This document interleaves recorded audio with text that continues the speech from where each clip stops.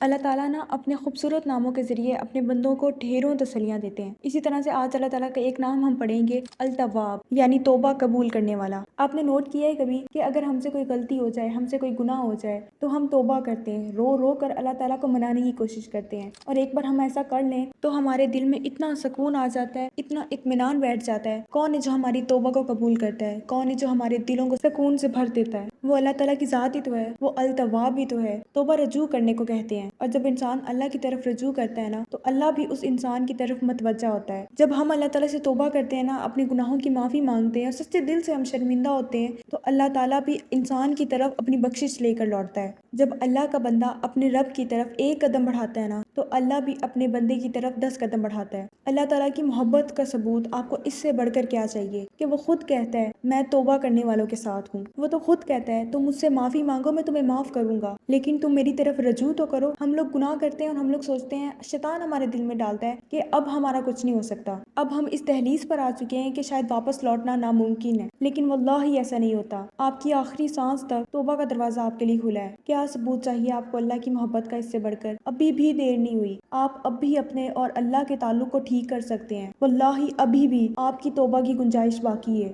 جب تک آپ کے جسم میں جان ہے نا، واللہ تب تک آپ کے پاس ٹائم ہے کہ آپ اللہ سے توبہ کر لیں، چاہے جیسا بھی آپ نے گناہ کر رکھا ہے، چاہے آپ نے جو مرضی بڑے سے بڑا گناہ کر لیا ہے، گناہ کبیرہ صغیرہ جو بھی آپ کا گناہ ہے، آپ توبہ کر لیں۔ اور اس بات کی گارنٹی ہے کہ اللہ تعالیٰ آپ کو معاف کر دے گا، اور یہ گارنٹی ہمیں ہمارے رسول اللہ صلی اللہ علیہ وآلہ وسلم نے دی ہے۔ اگر آپ موت سے پہلے اللہ سے توبہ کر لیتے ہیں تو موت کے بعد آپ کو بخشش کے ساتھ اٹھایا جائے گا۔ پھر انتظار کس بات کا ہے؟ ہمیں نہیں پتا ہماری زندگی کا اینڈ کس طرح لکھا ہوا ہے، کسی حادثے میں ہماری موت ہو جائے گی یا کس طرح سے بھی ہو سکتی ہے۔ اسی لیے اس ٹائم آپ کے پاس توبہ کا دروازہ کھلا ہے، لیکن کوئی گارنٹی نہیں ہے کہ آپ کے پاس آگے یہ دروازہ کھلا ہوگا کہ نہیں۔ آپ کا جو بھی گناہ ہے اس کو یاد کریں اور اللہ سے سچے دل سے توبہ کر لیں اور رجوع کر لیں اللہ کی طرف، کہیں یا اللہ پاک آج کے بعد میں یہ گناہ نہیں کروں گا۔ اللہ تعالیٰ بھی فرماتے ہیں ان اللہ کان توابا رحیما، اس کا مطلب ہے بے شک اللہ تعالیٰ بہت توبہ قبول فرمانے والا ہے اور رحم کرنے والا ہے۔ اور نیک کام کرنا سٹارٹ کر دیں، نیکی گناہوں کو دھو دیتی ہے۔ اور پتہ ہے بعض اوقات ایسا بھی ہوتا ہے کہ ہم اللہ تعالیٰ سے توبہ کرتے ہیں لیکن ہمارے دل میں سکون نہیں بیٹھتا، بٹ پتہ ہے ایسا کیوں ہوتا ہے؟ کیونکہ ہم توبہ تو کر لیتے ہیں لیکن ہم نیکی نہیں کرتے، ہم نماز ہی نہیں پڑھتے۔ اپنی نماز کا اندازہ آپ اس حالت میں لگا لیں کہ اگر آپ بیمار ہیں تو بھی آپ نے ادا کرنی ہے، آپ سفر میں ہیں آپ نے تو بھی ادا کرنی ہے۔ اور علماء کرام تو کہتے ہیں جس نے ایک نماز ضائع کر دی